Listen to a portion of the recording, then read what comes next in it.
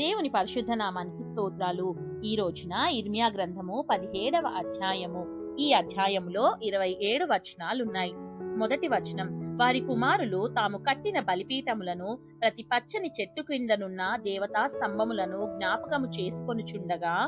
రెండవ వచనం, యూదా పాపము ఇనుప గంటముతో వ్రాయబడి ఉన్నది, అది వజ్రపు మొనతో లిఖింపబడి ఉన్నది, అది వారి హృదయములనెడి పలకల మీదను చెక్కబడి ఉన్నది, మీ బలిపీఠముల కొమ్ముల మీదను చెక్కబడి ఉన్నది. మూడవ వచనం, పొలములోనున్న నా పర్వతమా, నీ ప్రాంతములన్నిటిలో నీవు చేయు నీ పాపమును బట్టి నీ ఆస్తిని, నీ నిధులన్నిటినీ, నీ బలిపీఠములను దోపుడు సొమ్ముగా నేను అప్పగించుచున్నాను. నాలుగవ వచనం, మీరు నిత్యము రగులుచుండు కోపము నాకు పుట్టించితిరి గనుక నేను నీకిచ్చిన స్వాస్థ్యమును నీ అంతట నీవే విడిచిపెట్టితివి గనుక నీ వెరుగని దేశములో నీ శత్రువులకు నీవు దాసుడవగుదువు. ఐదవ వచనం, యెహోవా ఈలాగు సెలవిచ్చుచున్నాడు, నరులను ఆశ్రయించి శరీరులను తనకు ఆధారముగా చేసుకొనుచు తన హృదయమును యెహోవా మీద నుండి తొలగించుకొనువాడు శాపగ్రస్తుడు. ఆరవ వచనం, వాడు ఎడారిలోని అరూహా వృక్షము వలె ఉండును, మేలు వచ్చినప్పుడు అది వానికి కనబడదు, వాడు అడవిలో కాలిన నేలయందును నిర్జనమైన చవిటి భూమి యందును నివసించును. ఏడవ వచనం, యెహోవాను నమ్ముకొనువాడు ధన్యుడు, యెహోవా వానికి ఆశ్రయముగా ఉండును. ఎనిమిదవ వచనం, వాడు జలముల యొద్ద నాటబడిన చెట్టు వలె నుండును, అది కాలువల ఓరను దాని వేళ్లు తన్నును, వెట్ట కలిగినను దానికి భయపడదు, దాని ఆకు పచ్చగా నుండును, వర్షము లేని సంవత్సరమున చింత నొందదు, కాపు మానదు. తొమ్మిదవ వచనం, హృదయము అన్నిటికంటే మోసకరమైనది, అది ఘోరమైన వ్యాధి కలది, దాని గ్రహింపగలవాడెవడు. పదవ వచనం, ఒకని ప్రవర్తనను బట్టి వాని క్రియల ఫలము చొప్పున ప్రతికారము చేయుటకు యెహోవా అను నేను హృదయమును పరిశోధించువాడను, అంతరింద్రియములను పరీక్షించువాడను. 11వ వచనం, న్యాయ విరోధముగా ఆస్తి సంపాదించుకొనువాడు తాను పెట్టని గుడ్లను పొదుగు కౌజు పిట్టవలేనున్నాడు, సగము ప్రాయములో వాడు దానిని విడువవలసి వచ్చును, అట్టివాడు కడపట వాటిని విడుచుచు అవివేకిగా కనబడును. 12వ వచనం, ఉన్నత స్థలమున నుండు మహిమగల సింహాసనము మొదటి నుండి మా పరిశుద్ధాలయ స్థానము. 13వ వచనం, ఇశ్రాయేలునకు ఆశ్రయమా, యెహోవా నిన్ను విసర్జించి వారందరూ సిగ్గునొందుదురు, నా ఎడల ద్రోహము చేయువారు యెహోవా అను జీవజలముల ఊటను విసర్జించియున్నారు కనుక వారు ఇసుక మీద పేరు వ్రాయబడిన వారుగా ఉందురు. 14వ వచనం, యెహోవా నీవు నన్ను స్వస్థపరచుము, నేను స్వస్థత నొందుదును, నన్ను రక్షించుము, నేను రక్షింపబడుదును, నేను నిన్ను స్తోత్రించుటకు నీవే కారణభూతుడవు.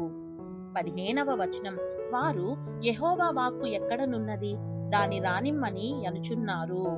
16వ వచనం, నేను నిన్ను అనుసరించు కాపరినై యుండుట మానలేదు, ఘోరమైన దినమును చూడవలెనని నేను కోరలేదు, నీకే తెలిసి ఉన్నది, నా నోట నుండి వచ్చిన మాట నీ సన్నిధిలో నున్నది.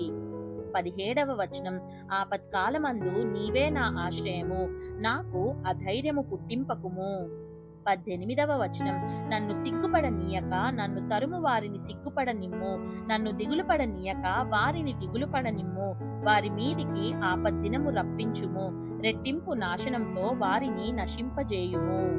19వ వచనం, యెహోవా నాకీలాగు సెలవిచ్చియున్నాడు, నీవు వెళ్లి యూదా రాజులు వచ్చుచూ పోవుచూ నుండు జనుల గుమ్మమునను యెరూషలేము గుమ్మములన్నిటను నిలిచి జనులలో దీని ప్రకటన చేయుము.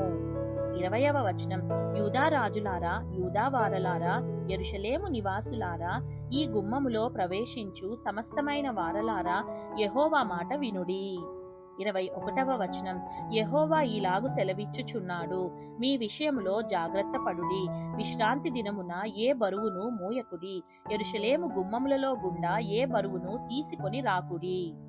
22వ వచనం, విశ్రాంతి దినమున మీ ఇండ్లలో నుండి ఏ బరువును మోసికొని పోకుడి, ఏ పనియు చేయకుడి, నేను మీ పితరులకు ఆజ్ఞాపించినట్లు విశ్రాంతి దినమును ప్రతిష్ఠిత దినముగా ఎంచుకొనుడి. 23వ వచనం, అయితే వారు వినకపోయిరి, చెవిని బెట్టకపోయిరి, వినకుండను బోధనొందకుండను మొండికి తిరిగిరి.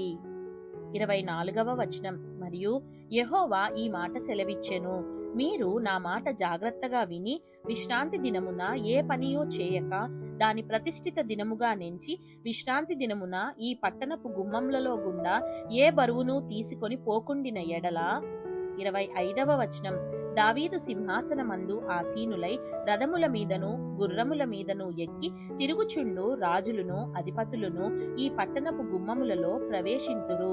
వారును వారి అధిపతులను యూదావారును యెరూషలేము నివాసులను ఈ పట్టణపు గుమ్మములలో ప్రవేశింతురు మరియు ఈ పట్టణము నిత్యము నిలుచును. 26వ వచనం మరియు జనులు దహన బలులను నైవేద్యములను ధూపద్రవ్యములను తీసుకొని యూదా పట్టణములలో నుండి యెరూషలేము ప్రాంతములలో నుండి బెన్యామీను దేశములో నుండి మైదానపు దేశములో నుండి మన్యములో నుండి దక్షిణ దేశములో నుండి వచ్చెదరు. యెహోవా మందిరమునకు స్తుతియాగ ద్రవ్యములను తీసుకొని వచ్చెదరు. 27వ వచనం అయితే మీరు విశ్రాంతి దినమును ప్రతిష్ఠిత దినముగా నించి ఆ దినమున బరువులు మోసికొనుచు యెరూషలేము గుమ్మములలో ప్రవేశింపకూడదని నేను చెప్పిన మాట మీరు వినని ఎడల నేను దాని గుమ్మములలో అగ్ని రగులబెట్టెదను. అది యెరూషలేము నగరులను కాల్చివేయును.